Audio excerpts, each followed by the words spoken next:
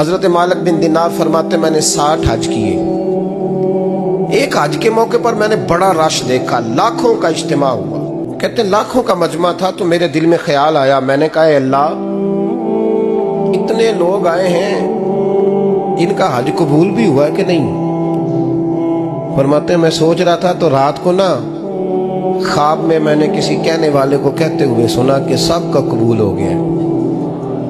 बल्ख का रहने वाला मोहम्मद बिन हारून बल्खी है, उसका हज कबूल नहीं। फरमाते शहरों के अलग-अलग खैमे लगते थे। अब भी आप हज करने जाएं तो पाकिस्तानियों की रिहायशें अलग होती हैं, इंडियन की अलग, बांग्लादेश के अलग, मिस्री, यमनी, सब लोग अलग-अलग रिहायशें होती, झंडे लगे होते हैं मुल्कों के। कहते मैंने सवेरे उठ के ढूंढना शुरू कर दिया,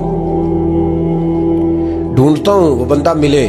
कहते जहां बल्ख शहर के लोग रहते थे वहां चला गया तो मैंने लोगों से पूछा तुम में मोहम्मद बिन हारून बल्खी कौन है। लोग कहने लगे वो तो बड़ा नेक आदमी है, परहेजगार है, बड़े भोले भाले, बड़े अल्लाह वाले, रियाज आपको बस हम ही जानते, वो तो बड़ा नेक है, परहेजगार आदमी। तो मैंने कहा अच्छा कहाँ है। उन्होंने कहा पहाड़ के पीछे उसने खैमा लगाया हुआ है, सारी रात इबादत करता है, सारा दिन रोजा रखता है, कायमुल लैल है, साइमुद दहर है। क्या बात। फरमाते मैं उन लोगों की बात सुन के हैरान हो गया कि मुझे क्या बताया गया, ये क्या कह रहे हैं। फरमाते मैं पहाड़ के पीछे गया।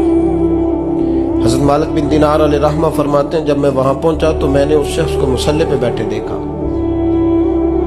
कसरत इबादत के आसार उसके वजूद पर नजर आ रहे, सीधा बाजू उसका कटा हुआ था।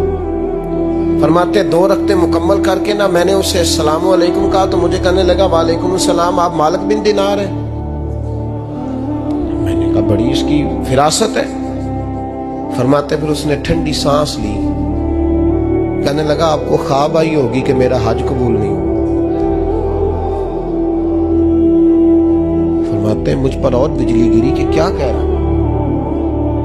मैंने कहा यार लोग भी तेरी तारीफ कर रहे हैं और तेरी बसीरत भी बड़ी है, तो ये माजरा क्या है। कहने लगा आप ना पूछें। ये कह के उसने रोना शुरू किया, देर तक रोता रहा।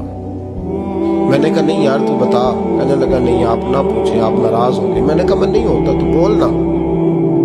कहने लगा हुजूर 24 साल हो गए मुझे हज करते हुए, 24 साल, 24वां हज है मेरा, और हर साल कोई अल्लाह का वली आके बताता है कि जा चला जा तेरा कोई नहीं कबूल हुआ। बेपरवाही वेख सज्जन दी जिथे किसे दी पेश ना जावे, उन्हें ताजा वाले दर दर रोले ते मंगते तख्त बिठावे। आजम किसे नु कारा मिलदा ही कोई काबे खाली आवे। कहते हैं उसने मुझे कहा हुजूर 24वां हज है, हर साल कोई बताता है। मैंने कहा तेरी गलती। कहने लगा मैं अपनी माँ का नाफरमान। मैंने कहा वाकया क्या हुआ। कहने लगा हजरत अल्लाह ने मुझे दौलत दी, माल दिया, जमीनें दी तो मैं अय्याश हो गया। इमाम मालिक बिन दिनार रहमतुल्लाह अलैह फरमाते हैं मुझसे कहने लगा पैसे आए तो मैं अय्याश हो गया। रमजान का महीना था, असर के बाद मेरी अम्मा इफ्तारी की तैयारी कर रही थी, मैं गया, मैंने कहा शराब पी हुई, अम्मा रोटी दे। तो अम्मा कहने लगी शर्म कर, शर्म कर, रोजा रखा नहीं तो जिन्होंने रखा है उनका तो ख्याल कर। कहते अम्मा की बात का मुझे गुस्सा लगा। मैं कहा करता हूं बदनसीब है वो बेटा जिसका बाप उससे बात करते हुए डरता है कि पता नहीं कहां से बोलेगा। बदनसीब नहीं वो बेटा जिसकी माँ उससे बात करते हुए सहम जाती है कि पता नहीं कौन सी बोली बोलेगा। बदनसीब नहीं कि माँ बाप भी जिससे खोल के बात ना कर सके। हजरत मालिक बिन दिनार से कहने लगा अम्मा ने जब कहा ना शर्म कर तो मुझे गुस्सा आया, मैंने माँ को थप्पड़ मारा और मेरी माँ जलते हुए तंदूर में गिरी। लोगों ने मुझे पकड़ के अंदर बंद कर दिया कमरे में। सारी रात मैं शोर सुनता रहा पर नशे में धोत रहा। सवेरे आंख खुली तो मेरी बीवी बैग बांध रही थी। मैंने कहा कहाँ जा रही हो। कहने लगी जो माँ का नहीं बना मेरा कैसे बनेगा। मैंने कहा मेरी अम्मा का, वो तो लोगों ने रात को ही दफन कर दी जनाजा पढ़ के। तड़प के कहने लगा मुझे क्यों नहीं बताया। तो कहते हैं लोग कहने लगे तेरी मरती हुई माँ कह गई थी इसे मेरा मुंह ना देखने देना, मेरे जनाजे के करीब ना आए। हजरत मालिक बिन दिनार फरमाते हैं जब उसने ये बात सुनाई तो मैंने भी उसके मुंह पे थप्पड़ मारा। मैंने कहा तो इसी काबिल है। कहते हैं वो रोने लगा, हुजूर दुआ करे अल्लाह मुझसे राजी हो जाए।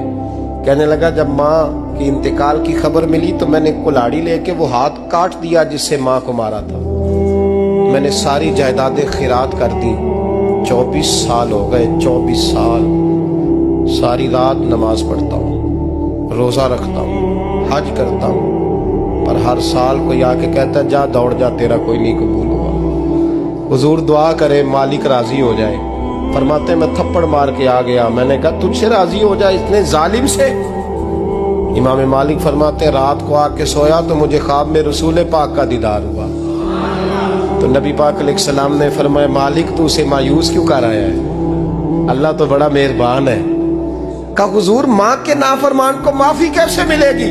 तो इमाम मालिक फरमाने लगे नबी करीम ने फरमाया जा उसे जाके बता दे तुझे कयामत में तेरी माँ की वजह से बख्श दिया जाएगा। कहा हुजूर अम्मा की वजह से किस तरह? तो महबूब फरमाने लगे इसकी माँ कयामत में इसके खिलाफ मुकदमा दायर करेगी रब करीम की अदालत में। ए अल्लाह मैंने 9 माह पेट में रखा, दर्द सह के इसे जना, जिगर का खून पिला के पाला और इसी ने मुझे कत्ल किया। रब करीम इसकी माँ का मुकदमा सुन के कहेगा उठाओ इसको दोज़ख में फेंको, इसने माँ जलाई थी इसे भी जलाओ। महबूब फरमाने लगे जब पकड़ करके मालिक उसको मोहम्मद बिन हारून को लोग ले जाएंगे ना जहन्नम की तरफ,